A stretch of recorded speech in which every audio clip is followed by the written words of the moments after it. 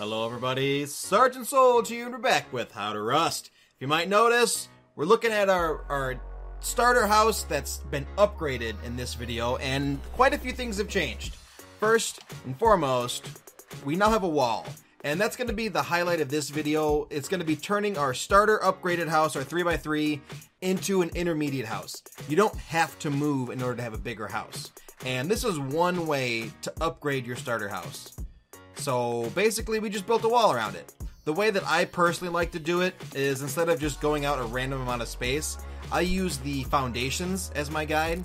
So I went one foundation out and then remove the foundation. You can do it other ways. You could do two, you could do it a weird spaced amount. It lets you do it in a lot of different ways. I like doing it this way because you can actually use, where's it at? Hold on.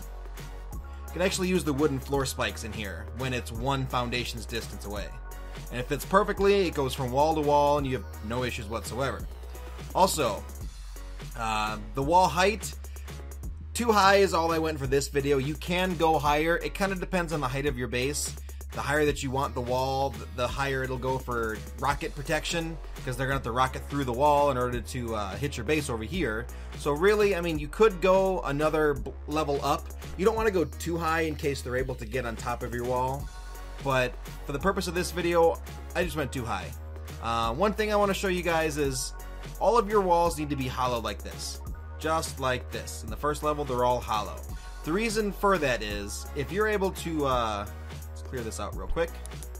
I'll show you exactly what I'm talking about. If you're able to put half blocks in there, it doesn't always work to your benefit. So... I should have set this up beforehand. We're going to take a half block, we're going to throw it down like that, right? Let's say we blew into this room right here, and then now we blew open that wall, and there's a half block there. Which, there we go. Now we can actually shift jump up onto here. We blow this floor up. Bam, now that's nice and open. We blow this wall up, and then let's say there's another half block up there. We're able to buddy jump, or even take that half block out if you really want to. Come on, up, up, there we go. Let's say we take this half block out. Let's say we're raiding by ourselves. Take this half block out. Now we just basically climbed up the wall. For stone, not exactly practical, but when you consider how high we're getting, if we're able to get up to the top of the wall, let's say we have a buddy jumping with us, from here we're able to just toss a C4 onto the wall right there and then jump right through it.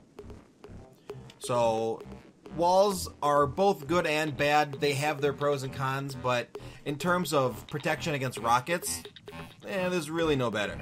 There's also two types of walls, and this one I'm going to show you first is my favorite. It's the triangle wall. You basically use triangle foundations, and then you stuff walls in between them like this. And then you always make sure that the armored side, the rough side, is facing towards the outside piece, so that if they were to start raiding and they blow through this wall, what they're going to see is another wall or two. Now they're going to have to go, okay, well, let's see, I wasted 2 C4 in this wall. Now I got to blow 2 C4 here. Oh, look. Oh, that one didn't work. That foundation wouldn't place for some reason. Let's say they blow through this wall and go, okay, well, now there's another wall. 6 C4. And if you had done a layer of triangle foundations here and a layer of triangle foundations here, it would take them 12 C4 just to break through your wall to get to this point right here. Oh, there's a half block. Oh, I picked the wrong wall segment. There we go. To break through your wall and to get to right here, that's 12 C4 that they're not using on your base. Well, now that they're into the base, you can see that we've upgraded everything to metal. Having a metal foundation is the best thing for an intermediate base, because as soon as they attack and blow up your foundation, everything above it gets weak. If they take out these 3 foundations in the corner, there's a good chance that the whole corner of your base is coming down.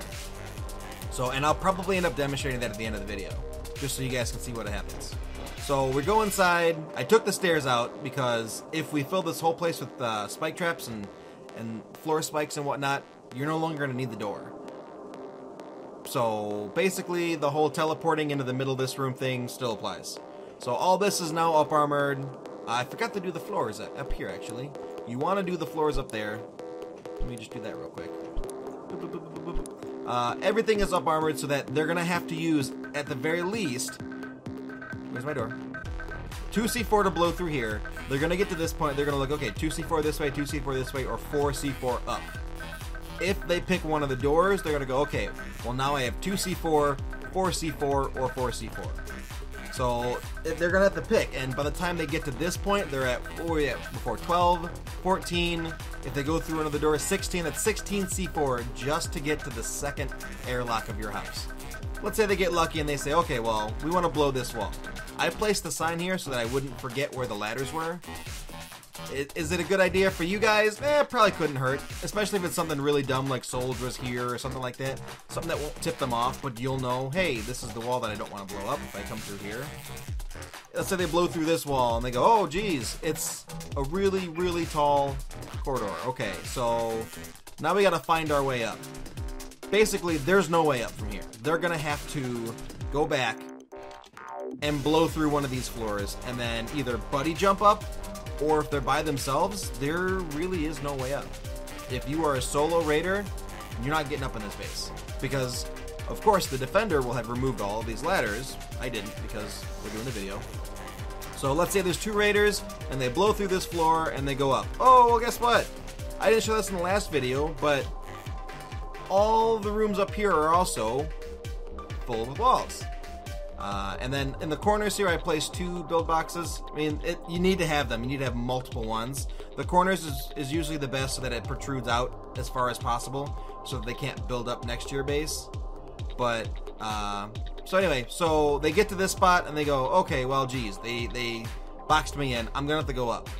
From here, if you're at an intermediate house, you're not always going to have the high quality metal. So more than likely, this is probably going to be stone. And it's only going to take 2 C4. But at this point, they've wasted so much C4 that there's a good chance that they may have ran out. Especially if it's a vanilla server. So from here, you know, they might get lucky. They might blow up under the stairs, which will break the stairs. And that'll be absolutely hilarious because the stairs go.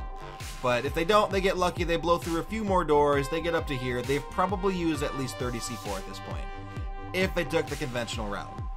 Now, up here in your loot room, you always want to make your floors metal, armored metal, so that they can't be busted through.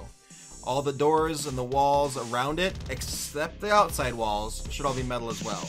You can do the outside walls if you want to. Personally, I don't like doing it. Oh, that's a stupid pillar. Personally, I don't like doing it because it kind of tells people, oh, well, all the loot is on this level because that level's metal and the level below it's stone. So if you can keep your inside metal and as much of the outside as possible stone for as long as possible, it may help you survive a couple of the larger clans who kind of look at your base and say, they don't really look like they have a whole lot. So anyway, that's going to be it for this episode. I just wanted to briefly show the transformation from a starter base to an intermediate. Oh yeah, these triangles that are up here. If you want to keep them, you can. Once the wall goes up, they become a little bit more difficult to shoot from. You can still shoot someone because they're going to have to throw the C4 and back up.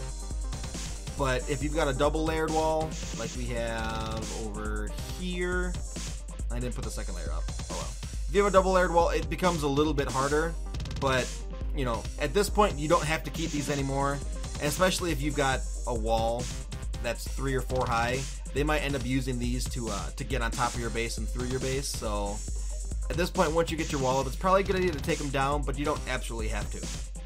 So anyway, before we wrap this episode up, I told you that I would demolish a corner and show you what happens when your base gets destroyed, like too legit to quit, and I usually do. So this is why you always upgrade your foundations. So that first one goes, not too bad. Nothing real big broke inside here, just the floor. Oh, are we stuck? Come on, there we go. Alright, now let's bust this one. Oh, okay, some of the walls went. Not a big deal, right? Oh, look, there's the build box. That's probably not good. And let's do this last one on the corner. Bam. Oh, some more stuff fell off. Oh, boy. Now we've got a pretty opened up section of the house here. We have, of course, our build box that's available to be, authorized with. But all in all, actually, the build's pretty solid. So maybe we'll take out one more foundation while we're at it. We'll take out the center one. Oh no! There it goes! Huge section of the house ripped open.